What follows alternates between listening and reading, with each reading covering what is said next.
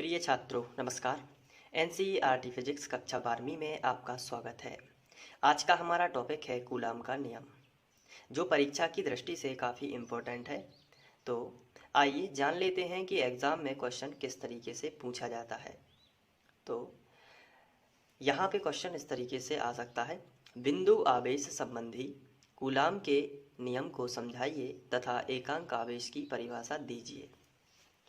Question दूसरे तरीके से भी पूछा जा सकता है, जिसमें यहाँ पे लिखा हो सकता है, बिंदु आवेशों के मध्य लगने वाले आकर्षण और प्रतिकर्षण बल को समझाइए और साथ में एकांक आवेश की परिभाषा दीजिए। या फिर आपसे डायरेक्ट भी पूछा जा सकता है, कूलाम का नियम लिखिए।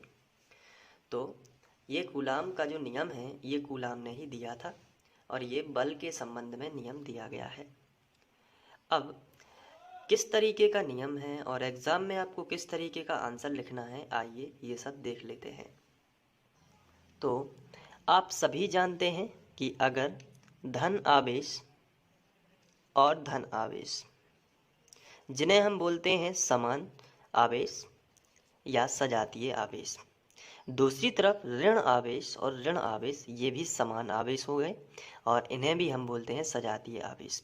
लेकिन अगर हम बात करें धन आवेश और ऋण आवेश की, तो ये जो हैं आपस में असमान हैं। तो समान आवेशों के मध्य हम लोगों ने स्टडी किया हुआ है कि बल लगता है और असमान आवेशों के बीच में भी बल लगता है, लेकिन उन बलों की प्रकृति अलग अलग होती है। जैसे अगर यहाँ पे समान आवेश हैं तो ये इसको धक्का देगा और ये इसको धक्का देगा, यानी कि ये इस तरफ चला जाएगा और ये इस तरफ चला जाएगा। तो आपस में दूर हटने की घटना, जिसे हम बोलते हैं प्रतिकर्षण, प्रतिकर्षण, और इसे इंग्लिश में बोलते हैं रिपेल करना।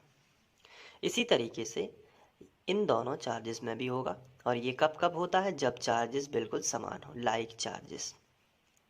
तो ये भी समान चार्ज हैं, तो ये इसको धक्का देगा इस तरफ और ये इसको धक्का देगा इस तरफ, और इस घटना को बोलते हैं प्रतिकर्षण। और अगर हम नीचे वाले में देखें तो ये हैं अनलाइक चार्जेस, यानी कि असमान चार्ज। तो ऐसे में ये इसको अट्रैक्ट करेगा, ये इसको, यानी कि ये आपस में चिपक जाएंगे, यानी कि इनके बीच में होगा आकर्षण। तो यही जो है प्रतिकर्षण और आकर्षण, ये हम पढ़ चुके थे। लेकिन जब ये इसको धक्का देता है और ये इसको धक्का देता है या आपस में जुड़ते हैं, तो अगर हम बात करें धक्का देने की, तो कितने बल के साथ ये धक्का देता है, ये बल किस किस चीज़ पर डिपेंड करता है, किस किस चीज़ पर निर्भर करता है, ये बताया था कूलाम ने। और ये बताया गया था सन 1785 में। और ये नियम पूरी तरीके से प्रायोगिक है, यानी कि प्रायोगिक का मतलब क्या होता है, प्रयोग किए गए और फिर नियम बनाया गया। वो प्रयोग क्या थे, आइए समझते हैं। ये बात है सन 1785 की, जब कूलाम ने दो चार्जेस लिए। अब यहाँ पर हम धन और ऋण की बात या धन धन की बात कर सकते हैं, कोई भी चार्ज हम ले सकते हैं। तो आपको ध्यान से ये समझना है, ये घटना सन 1785 की है, जब कूलाम ने दो चार्जेस को पास पास रखा और इनके बीच में कुछ दूरी रखी, मान के चलिए r। अब इसको समझने के लिए हम इसको थोड़ा अंकों में बदलेंगे और बहुत अच्छे से इस नियम को समझेंगे। सबसे पहले कूलाम ने यहाँ पर 2 माइक्रो कूलाम का चार्ज रखा, मान के चलिए यहाँ पर 2 माइक्रो कूलाम चार्ज रखा, और यहाँ पर 3 माइक्रो कूलाम चार्ज रखा। और ये जो है उन्होंने इस फोर्स को काउंट किया, तो मान के चलिए ये प्लस प्लस चार्जेस हैं, तो इनके बीच में 6 इकाई का जो बल है वो लगा, 6 इकाई का बल इन्होंने महसूस किया। अब कूलाम ने इन चार्जों को बदला और इसकी जगह पर अब उन्होंने पहले वाले चार्ज को 6 माइक्रो कूलाम चार्ज दिया और इसको 3 माइक्रो कूलाम चार्ज दिया। फिर उन्होंने बल की गणना की, तो उन्हें पता चला कि 18 इकाई जो है वो बल लग रहा है। तो उन्होंने इससे निष्कर्ष निकाला कि लगने वाला बल इन चार्जों पे डिपेंड करता है। अगर चार्ज पे डिपेंड नहीं करता तो 6 इकाई ही फोर्स रहना चाहिए था, बल कितना लाना चाहिए था, 6 इकाई ही रहता। लेकिन ऐसा तो हुआ ही नहीं। जब चार्ज की मात्रा बढ़ाई जाती है तो बल भी बढ़ जाता है। लेकिन यहाँ पर विशेष बात ये थी कि बल कितना होता है, उन चार्जों के गुणा के बराबर। यानी कि आप देख सकते हैं 2 तिया 6, चार्ज 3 और 2 की जोड़ी में था, इसलिए उन जोड़ी का गुणा होके 6 बन गया बल। अब चार्ज 6 और 3 की जोड़ी में था, इसलिए उनका गुणा होके बन गया 18।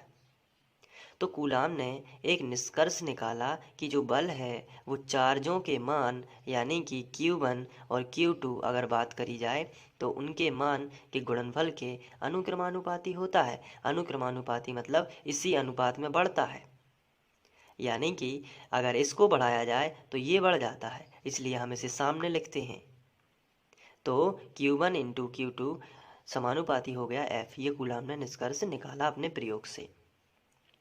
दूसरी बार उन्होंने दूरी के साथ में प्रयोग किया। उन्होंने क्या किया, इन चार्जों के बीच में अभी दूरी है इतनी, अब इन्होंने इस दूरी को बढ़ा दिया, यानी कि इस चार्ज को उठा के यहाँ पे रख दिया। फिर फोर्स काउंट किया तो ये बहुत ही कम हो जाता है, लगभग 1 हो गया या उससे भी कम हो गया। और बार बार प्रयोग करने से उन्होंने पता लगाया कि जो बल है वो दूरी के वर्ग के व्युत्क्रमानुपाती होता है। यानी कि लगने वाला बल दूरी के जो दूरी होती है उसके वर्ग के बराबर कम हो जाता है। यानी कि दूरी अगर 2 है तो 2 से दूरी कितनी करी जाए, 4। दूरी समझना आप ध्यान से। अगर अभी दूरी कितनी है, 2, तो ये बल कितना है, 6। मान के चलिए कितना है, 6। लेकिन दूरी को बढ़ा के 4 कर दिया जाए तो इसका वर्ग कितना होता है, 4 का वर्ग 16 होता है। तो बल 16 गुना कम हो जाएगा, इतना तेजी से घटता था। तो उन्होंने बताया कि लगने वाला जो बल है वो कम तो होता है, यानी कि 1 के बटे में लिखना पड़ेगा, कम होता है। यहाँ पे सामने क्यों लिखा है, क्योंकि इसको बढ़ाने से ये बढ़ता है। लेकिन ये नीचे क्यों लिखा है, क्योंकि इसको बढ़ाने से ये घटता है। इसलिए यहाँ पे हम डायरेक्ट प्रोपोर्शनल नहीं करेंगे, इसको इनवर्स प्रोपोर्शनल करेंगे, यानी कि व्युत्क्रमानुपाती करेंगे। तो 1/r लिखना पड़ा। अब यहाँ पर r, लेकिन r से काम नहीं चलता, इसके वर्ग के व्युत्क्रमानुपाती होता है। यानी कि जैसे ये 16 गुना सीधा, तो बहुत दूरी बढ़ाने से बल बहुत ही तेजी से घटता है, और वो उन्होंने कहा कि 1/r वर्ग के। तो कूलाम ने निष्कर्ष निकाला, या उनका नियम हम कह सकते हैं, कि लगने वाला बल दोनों आवेशों के, ये क्या है, दोनों आवेश के मान, यानी मान को हम फिजिक्स की भाषा में बोलते हैं परिमाण। मान को क्या बोलते हैं, परिमाण। तो लगने वाला बल दोनों आवेशों के परिमाण के गुणनफल, ये इंटू यानी क्या होता है, गुणनफल, और इसको सामने जो लिखा रहता है, इसको सामने वाले को सामने सामने जो लिखे रहते हैं उसको बोलते हैं अनुक्रमानुपाती। अनुक्रमानुपाती। और जो 1 के बटे में लिखा रहता है उसे बोलते हैं व्युत्क्रमानुपाती। तो यहाँ पे नियम बन गया कि लगने वाला बल दोनों आवेशों के, यानी Q1 और Q2 के परिमाण, यानी कि परिमाण यानी मान, यानी आवेश को मान 6, 3, 2, 3। तो लगने वाला बल दोनों आवेशों के परिमाण के गुणनफल के अनुक्रमानुपाती तथा उनकी बीच की दूरी के, यानी r के वर्ग के, और 1 के बटे में लिखा है तो व्युत्क्रमानुपाती।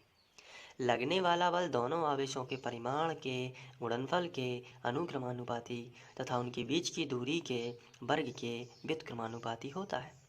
तो ये है कूलाम का प्रायोगिक नियम। अब हमें एग्जाम में किस तरीके से लिखना है, आइए समझते हैं। तो सबसे पहले तो हमें इंट्रो देना है, और ये इंट्रो आपको याद हो गया होगा। ये इंट्रो है, सन 1785 में कूलाम ने 2 बिंदु आवेशों के मध्य लगने वाले आकर्षण और प्रतिकर्षण बल के मध्य संबंध व्यक्त कर एक नियम दिया, जिसे कूलाम का नियम कहते हैं। तो इसमें कोई प्रॉब्लम नहीं होगी क्योंकि ये हम पढ़ चुके हैं। 1785 में दिया गया था और दो बिंदु आवेशों के मध्य इन्होंने बताया था लगने वाले आकर्षण और प्रतिकर्षण बल के संबंध में नियम दिया था। अब यदि बात की जाए इनके स्टेटमेंट की तो ये कुछ इस तरीके से होगा। ये देखिए, इस नियम अनुसार दो बिंदु आवेशों के मध्य लगने वाला आकर्षण और प्रतिकर्षण बल उन दोनों आवेशों के परिमाण के गुणनफल के अनुक्रमानुपाती और उनके बीच की दूरी के वर्ग के व्युत्क्रमानुपाती होता है, जैसा कि हम लोगों ने अभी समझा हुआ है। तो मैं आपको बताऊंगा कब स्क्रीनशॉट लेना है, तो आप बिल्कुल ज्यों का त्यों अपने नोट्स में इसी को लिखिए और आपको कहीं से भी कोई प्रॉब्लम उठाने की वो नहीं है। आप यहीं से समझ सकते हैं और अपने नोट्स भी बना सकते हैं। अब हम बात करेंगे इस नियम के और आगे एक्सप्लेनेशन की, तो उसके लिए हमें दो चार्ज लेने होंगे। तो आइए अब इसको और आगे करते हैं। माना ये दो बिंदु आवेश हैं जिन्हें हम Q1 व Q2 नाम दे देते हैं और इनके बीच की दूरी r कर देते हैं। तो हमने इस तरीके से किया, तो हम लिखते हैं माना दो बिंदु आवेश Q1 व Q2 एक दूसरे से r दूरी पर स्थित है। तो इस तरीके से हमने लिख लिया। अब कूलाम ने बताया था, तो कूलाम के नियम से, तो कूलाम के नियम से लगने वाला जो बल है वो F है और वो प्रायोगिक है। तो किस तरीके से था, लगने वाला बल दोनों आवेशों के परिमाण के गुणनफल के अनुप्रमानुपाती यानी कि Q1 इंटू Q2, और साथ में उन्होंने बताया था कि जो बीच की दूरी होती है उसके वर्ग के तो व्युत्क्रमानुपाती होता है। अब इन दोनों को मिला देते हैं, तो यहाँ पे लिखेंगे उपरोक्त दोनों को मिलाने पर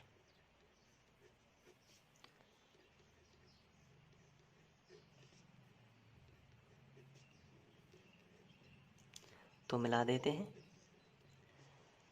तो यहाँ पे देखिए ये ऊपर लिखे हुए हैं और ये एक के नीचे लिखे हुए हैं। तो जब हम मिलाएंगे तो ऊपर का ऊपर ही रहेगा और नीचे की चीज़ नीचे ही रहेगी, यानी कि F समानुपाती ऊपर रहेगा Q1 Q2, यानी कि इसको ज्यों का त्यों लिख के और बटे में केवल लिख दिया r वर्ग। ये हमने इसको मिला दिया। तो ये है कूलाम का नियम। लेकिन कूलाम ने बताया कि बीच में अगर कुछ चीज़ें होती हैं जिससे फोर्स इफेक्टेड होता है, तो आइए उसको थोड़ा समझ लेते हैं। कूलाम कहते हैं कि अगर दो चार्ज हैं तो चार्ज से बनता है इलेक्ट्रिक फील्ड यानी विद्युत क्षेत्र, जिनके बारे में अभी तक आप थोड़ी से अनभिज्ञ हैं क्योंकि आगे पढ़ेंगे। तो हम यहाँ पे थोड़ा सा इसको समझ लेते हैं कि इस चार्ज के चारों ओर एक फील्ड बन जाता है। जैसे पृथ्वी के चारों ओर गुरुत्वाकर्षण क्षेत्र है जो कि दिखाई नहीं देता लेकिन होता है। पृथ्वी के चारों ओर क्या है, गुरुत्वाकर्षण क्षेत्र है। आप यहाँ पे इस तरीके से बना सकते हैं, जो दिखाई नहीं देता लेकिन इस अंदर में कोई भी वस्तु होगी तो पृथ्वी उसे खींच लेती है। इसी तरीके से चार्ज के चारों ओर भी एक क्षेत्र ही होता है जिसे हम कह सकते हैं विद्युत क्षेत्र, क्योंकि आवेश है विद्युत का क्षेत्र, इसलिए हम इसे विद्युत क्षेत्र बोल सकते हैं। तो ये जो एरिया है इसे हम बोल सकते हैं विद्युतशीलता, या फिर हम इसमें, तो इनके बीच में जो आकर्षण प्रतिकर्षण लगता है वो इसी क्षेत्र के कारण होता है। आगे जाके आप पढ़ोगे। तो इनके बीच में यदि हम मिट्टी का तेल रख दें या वायु ही रहे या फिर पानी रख देते हैं, तो कुछ भी यदि इनके बीच में हम डिस्टरबेंस करते हैं तो बल जो है वो कम होने लगता है। तो कूलाम ने यहाँ पे डिफाइन किया कि यहाँ पे कोई भी चीज़ रखी जाएगी तो वो नियतांक होगी, नियतांक के बराबर होगी, या दूसरे शब्दों में हम यूँ कहें कि उससे विद्युतशीलता घट जाती है, घटती है। तो या कोई भी चीज़ होती है तो विद्युतशीलता, और हम यहाँ पे एक बार बार विद्युतशीलता का उपयोग कर रहे हैं, मैं आपको थोड़ा यहाँ पे बता देता हूँ। विद्युतशीलता को हम एप्सिलॉन इस साइन से दर्शाएंगे और इसे हम बोलते हैं एप्सिलॉन। तो आप एप्सिलॉन इसे हम बोलेंगे और ये माध्यम पर निर्भर करती है इसलिए। और जब वायु की उपस्थिति या फ्री स्पेस है, वायु या निर्वात हो, तो हम एप्सिलॉन 0 यहाँ पे इसे बोलने लगते हैं, या एप्सिलॉन नॉट। तो अब यहाँ पे समझने वाली बात है कि विद्युतशीलता क्या होती है, घटती है। कब घटती है, जब माध्यम होता है। माध्यम विद्युतशीलता यानी परमिटिविटी। तो ये क्या होती है, कम हो जाती है। और कम कोई भी चीज़ होती है, जैसे दूरी कम हो रही थी तो हम उसे 1 के बटे में लिखते थे, इसलिए इसे भी हम क्या लिखेंगे, 1 के बटे में, यानी कि इस तरीके से। तो क्योंकि ये कम होती है, विद्युतशीलता कम होती है अगर कोई माध्यम आता है, तो हम यहाँ पे लिखेंगे 1/ε0। इसका मान इस तरीके से होगा। लेकिन अगर यहाँ पे एक बात और सामने आती है, कि अगर इसका विद्युत क्षेत्र बनता है तो यह विद्युत क्षेत्र रेखाएं बनती हैं बहुत सारी। थोड़ा सा हम लोग डिटेल में पढ़ रहे हैं इसको। विद्युत क्षेत्र रेखाएं बनती हैं, तो क्या पूरी रेखाएं इस चार्ज के संपर्क में होती हैं? तो आंसर है नहीं, केवल एक ही रेखा इस चार्ज के संपर्क में होती है। तो एक रेखा और बाकी ये पूरी रेखाएं नहीं होती हैं। तो यहाँ पर यदि बात की जाए पूरे कोण की, तो पूरे चार्ज पर जो पूरा एंगल बनेगा जो चारों तरफ, वो होता है गोले का कोण 4 पाई। लेकिन उसमें से केवल एक रेखा ही इस चार्ज से कनेक्टेड होती है, बाकी नहीं होती है। तो एक का 4 पाई का हिस्सा नहीं होता, यानी कि 1/4 पाई। तो इस तरीके से 1/4 पाई एप्सिलॉन 0 ये पूरा कूलाम नियतांक के बराबर होगा। तो ये केवल समझने के लिए था। यदि समझ में भी नहीं आया तो आप याद भी कर सकते हैं सी का डायरेक्ट मान। तो अब हम कंटिन्यू यहाँ पे चलते हैं। तो समानुपाती यदि हटा देते हैं तो एक नियतांक आएगा जिसे हम कूलाम नियतांक सी दर्शाएंगे, और बाकी सब ज्यों का त्यों Q1 Q2/r²। यहाँ पे सी के बारे में बता देंगे, जहाँ सी एक नियतांक है जिसे कूलाम नियतांक कहते हैं, और इसका मान भी लिख देते हैं। यहाँ पे SI पद्धति में होगा C बराबर 1/4 पाई एप्सिलॉन 0। तो C की जगह पर ये हम रख देते हैं यहाँ पे। तो इसको यदि हम समीकरण 1 बना दें तो हम लिखेंगे C का मान समीकरण 1 में रखने पर। तो यहाँ से रख देते हैं तो F की वैल्यू मिलेगी, F बराबर C है, C की जगह पर ये लिख देते हैं 1/4 pi epsilon 0 into Q1 Q2/r²। तो ये हो जाएगी बल के लिए, और ये न्यूटन हम इसको दर्शाएंगे, इसकी इकाई। अब यदि बात की जाए कि इन दोनों चार्जेस के बीच में कोई परावैद्युतांक हो, जैसे मिट्टी का तेल, पानी, कोई धातु या वायु, तो इसके लिए हम मान लेते हैं यदि माध्यम का परावैद्युतांक K हो, तो परावैद्युतांक जब आता है तो भी फोर्स कम हो जाता है, और कम होता है इसलिए नीचे आएगा K। तो इन्हीं के साथ में आ जाएगा F बराबर 1/4 पाई एप्सिलॉन 0 इंटू K, और साथ में Q1 Q2/r² न्यूटन। तो ये K क्या है, परावैद्युतांक। और परावैद्युतांक में जैसे धातु हो गई या फिर मिट्टी का तेल हो गया, मोम हो जाती है, इस तरीके से परावैद्युतांक। और मैं आपको इसकी सारणी प्रोवाइड करा रहा हूँ जिससे आप इनके मान भी याद कर सकते हैं।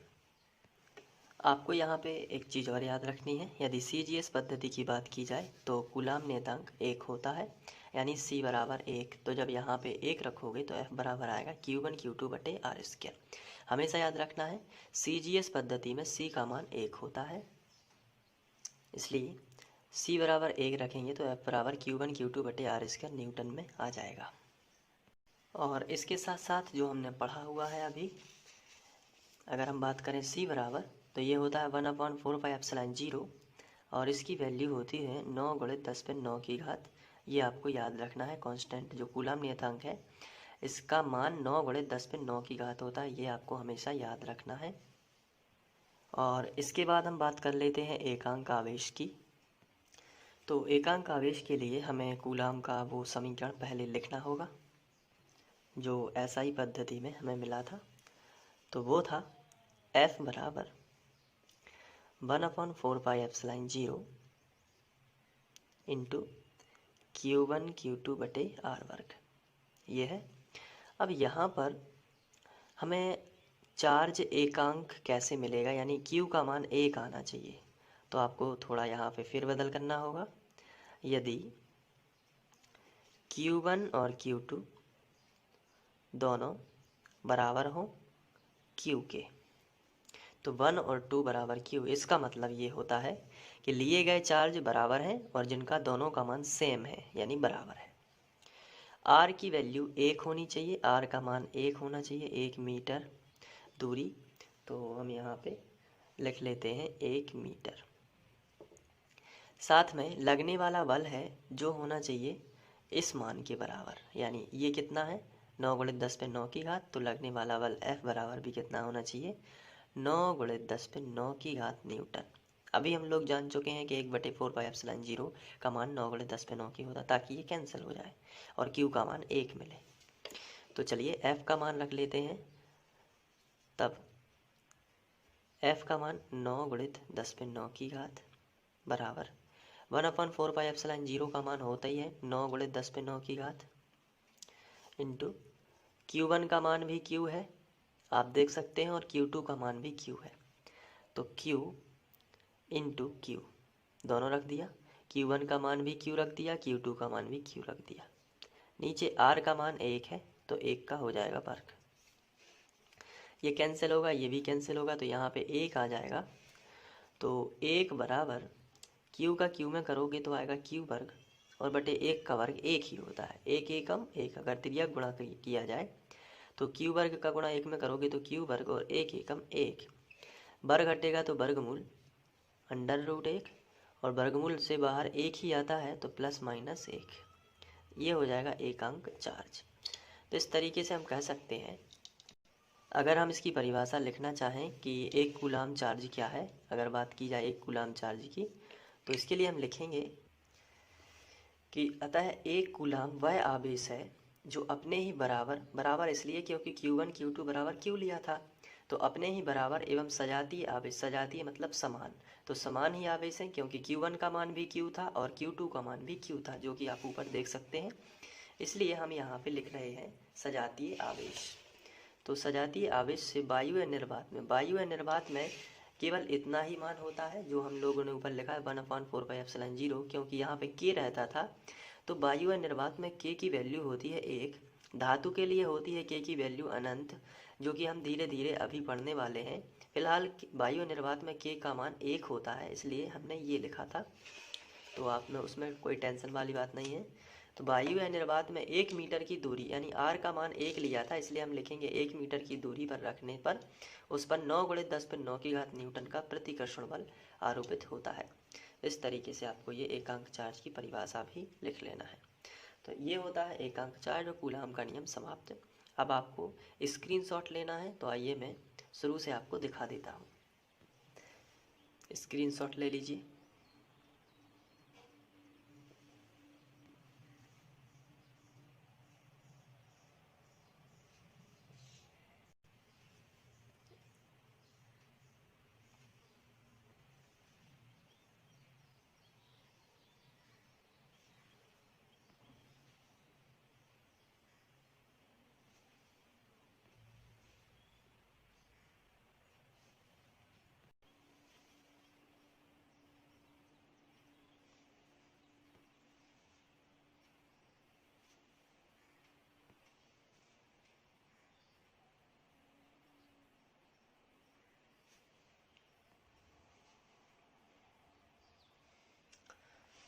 आशा करता हूँ आप लोगों को ये समझ में आ गया होगा। यदि आ गया है तो एक बार फिर से इसको कर लीजिए अपनी कॉपी में और इसकी तैयारी कर लीजिए।